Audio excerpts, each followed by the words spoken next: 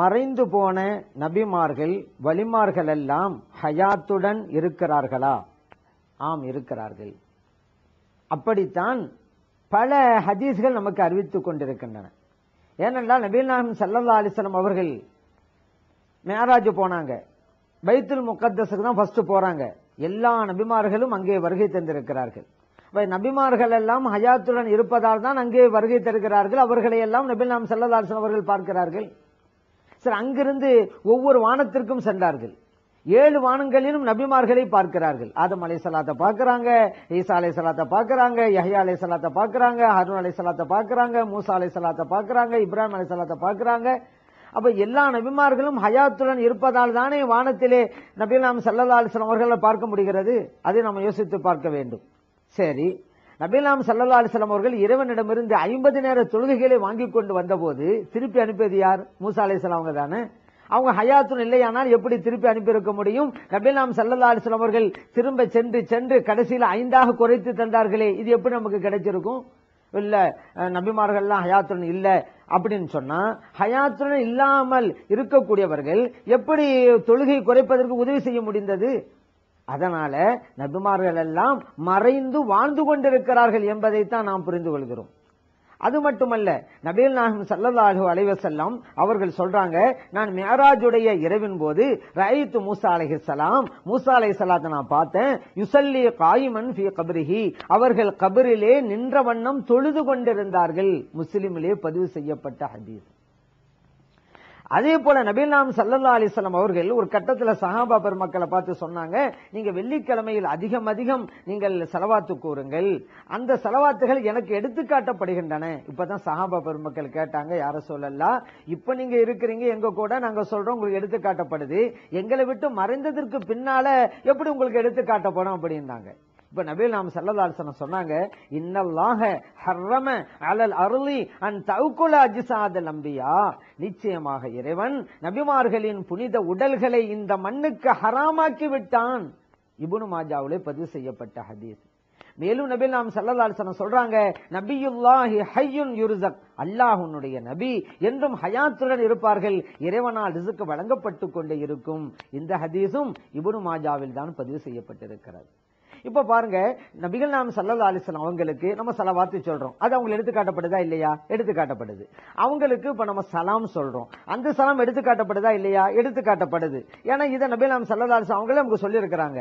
நபிகள் நாயகம் ஸல்லல்லாஹு அலைஹி வஸல்லம் அவர்கள் இன்றைக்கு ஹயாத்துடன் இல்லையானால் நம்முடைய ஸலவாத் எப்படி எடுத்துக்காட்டப்படுகிறது? நம்முடைய சலாம் எப்படி எடுத்துரைக்கப்படுகிறது? யோசிக்கணுமா இல்லையா? அது மட்டும் இல்லங்க, நபிகள் நாயகம் ஸல்லல்லாஹு அலைஹி வஸல்லம் சொன்னாங்க, ஹயாத்தி கைருல் லக்கும் வ மமாத்தி கைருல் லக்கும். அருமை தோழர்களே, உங்கள் கூட நான் இருக்கிறது உங்களுக்கு நல்லதுதான், உங்களை விட்டு நான் மறைவதும் உங்களுக்கு நல்லதுதான். நான் மறைவது கூட எப்படி நல்லது தெரியுமா? அதுக்கு விளக்கம் அளிக்கிறார்கள் நபிகள் நாயகம் ஸல்லல்லாஹு அலைஹி வஸல்லம் அவர்கள். அருமை தோழர்களே, நீங்கள் செய்கின்ற நடவடிக்கைகள் எல்லாம் எனக்கு எடுத்துக்காட்டப்படும். அது நல்லதாக இருந்தால் இறைவனை புகழ்கிறேன், அது தீயதாக இருந்தால் உங்களுக்காக இறைவனிடத்திலே நான் பாவ மன்னிப்பு தேடுகிறேன். இந்த ஹதீஸ் பஸாரிலே பதிவு செய்யப்பட்டிருக்கிறது. அப்ப நபிகள் நாயகம் ஸல்லல்லாஹு அலைஹி வஸல்லம் அவர்கள் ஹயாத்துடன் இருந்தால் தானே நம்முடைய செயல்கள் அவர்களிடம் எடுத்துக்காட்டப்படும். அதை நாம் யோசித்து பார்க்க வேண்டும்.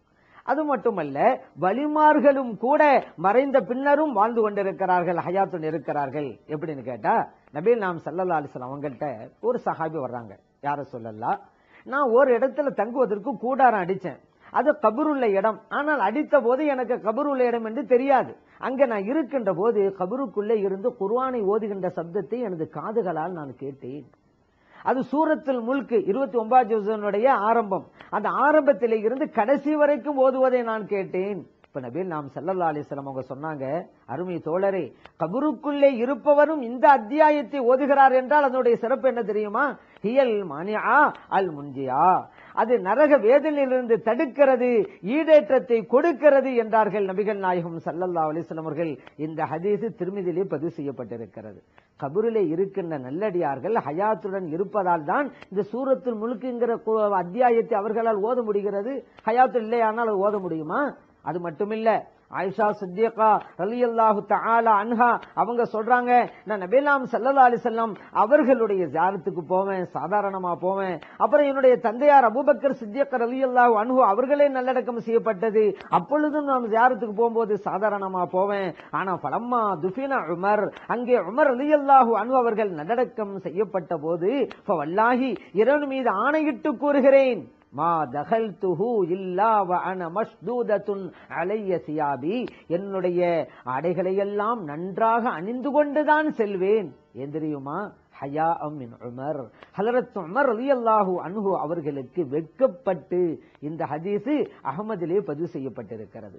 கபருக்குள்ளே இருப்பவருக்கு வெட்கப்பட்டு ஆடைகளை நன்றாக அணிந்து கொண்டு நான் செல்கிறேன் என்று ஆயிஷா சித்திகா ரலியல்லாஹு தஆலா அன்ஹா அவர்கள் குறிப்பிட்டு காட்டுகிறார்கள் என்றால் என்னங்க அர்த்தம்? கபருக்குள்ளே இருக்கக்கூடியவர்கள் ஹயாத்துடன் இருக்கிறார்கள். யார் வருகிறார் அவர்களுக்கு தெரிகிறது, எப்படி வருகிறார் அதுவும் புரிகிறது என்று தானங்க அர்த்தம். அதனால நல்லடியார்கள் எல்லாம் ஹயாத்துடன் இருக்கிறார்கள். இன்னும் சொல்ல போனால் நபி நாம் ஸல்லல்லாஹு அலைஹி வஸல்லம் சொல்றாங்க, மறைந்து போன நல்லடியார்கள் எல்லாம் அவர்களுடைய தலைமுறைகளுக்காக துஆ செய்து கொண்டே இருப்பார்கள். லா துமித்துஹும் ஹத்தா தஹ்தியஹும் கமா ஹதைதனா, இறைவனே எங்களுக்கு எப்படி நீ நேர்வழி காட்டினாய் அதுபோன்று எங்களுடைய பிள்ளைகளுக்கும் நீ நேர்வழி காட்டு, நேர்வழி காட்டாமல் அவர்களை நீ மரணிக்க வைத்து விடாதே என்று கேட்டுக்கொண்டே இருப்பார்கள்.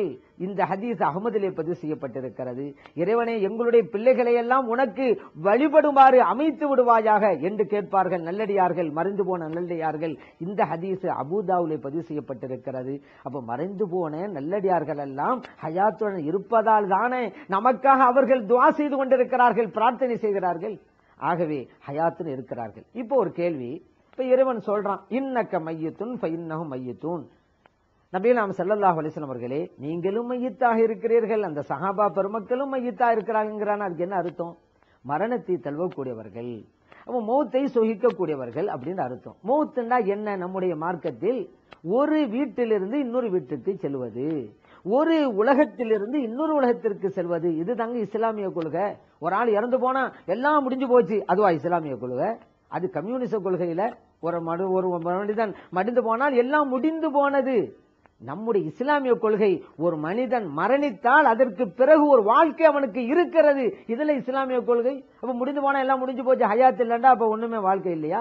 ஆகவே மரணம் என்பது, அந்த மூத்து என்பது எல்லோருக்கும் உண்டு. ஓர் உலகத்திலிருந்து இன்னொரு உலகம் செல்வது. இந்த கருத்தில் தான் நபி நாம் ஸல்லல்லாஹு அலைஹி வஸல்லம் அவர்களை பார்த்து இறைவன் சொன்னான். ஆனால் எல்லா நபிமார்களும் வலிமார்களும் நம்முடைய பார்வையிட்டு மறைந்தால் கூட அவர்கள் வாழ்ந்து கொண்டிருக்கிறார்கள், ஹயாத்துன் இருக்கிறார்கள் என்பதைத்தான் இந்த ஹதீஸ்கள் எல்லாம் நமக்கு எடுத்துரைக்கின்றன என்கின்ற பேருண்மையை நாம் புரிந்து கொள்வோம்.